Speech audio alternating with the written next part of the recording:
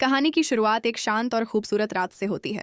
महल के भव्य भोजन कक्ष में राजकुमार और राजकुमारी साथ बैठकर भोजन कर रहे होते हैं। तभी राजकुमारी मुस्कुराते हुए राजकुमार को एक पेय पीने के लिए देती है, लेकिन राजकुमार को उसके व्यवहार में कुछ अजीब लगता है। वह शक होने पर राजकुमारी से कहता है कि अगर सब ठीक है तो वह भी उसके साथ वही पेय पिए। राजकुमारी पहले तो बहाने बनाने लगती है, लेकिन राजकुमार उसकी कोई बात नहीं मानता। कुछ पल सोचने के बाद वह मजबूरी में पेय पी लेती है। तभी राजकुमार चुपके से अपना पेय गिरा देता है।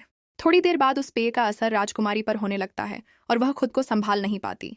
यह देखकर राजकुमार को अपने सेवक की बात याद आती है, जिसने उसे चेतावनी दी थी कि महल में एक जासूस मौजूद है और वह एक युवती भी हो सकती है। हालांकि उसे कभी राजकुमारी पर शक नहीं था, इसलिए वह भीतर से बहुत दुखी हो जाता है। उदास मन से वह उस दूसरी युवती के पास जाता है जो लंबे समय से उसकी परवाह करती थी। वह उसके चेहरे की उदासी देखकर कारण पूछती है। पहले तो राजकुमार चुप रहता है, लेकिन उसके बार बार पूछने पर वह सारी बात बता देता है। यह सुनकर युवती को भी दुख होता है।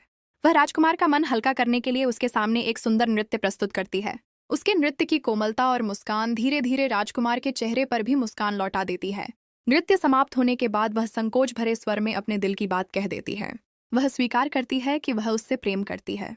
राजकुमार उस समय कोई उत्तर नहीं देता, लेकिन उसकी आंखों में पहली बार उसके लिए एक अलग ही अपनापन दिखाई देता है। अगले दिन युवती सुबह से ही राजकुमार के लिए भोजन बनाने में लग जाती है। वह चाहती है कि हर व्यंजन अपने हाथों से बनाए। दासियां उसकी मदद करना चाहती हैं, लेकिन वह प्यार से मना कर देती है। बड़ी मेहनत के बाद वह भोजन तैयार करती है और स्वयं राजकुमार के सामने लेकर आती है। राजकुमार कोई बहाना बनाकर उठने की कोशिश करता है, लेकिन वह मुस्कुराते हुए उसे बैठा देती है। फिर उसकी पसंदीदा मिठाई और व्यंजन उसके सामने परोसती है। जब वह अपने हाथों से उसे पहला निवाला खिलाती है तो दोनों की निगाहें एक दूसरे से मिल जाती हैं।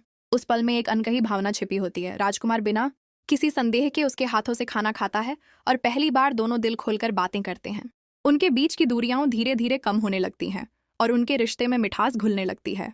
कुछ दिनों बाद दोनों एक समारोह में शामिल होने जाते हैं।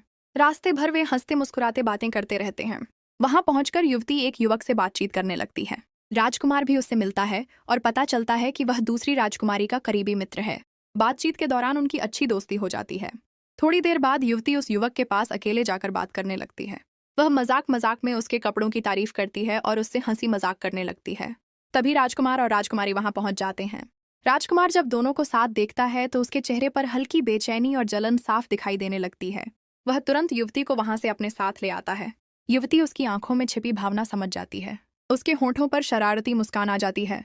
वह धीरे से पूछती है, क्या आपको जलन हो रही थी? राजकुमार कोई जवाब नहीं देता।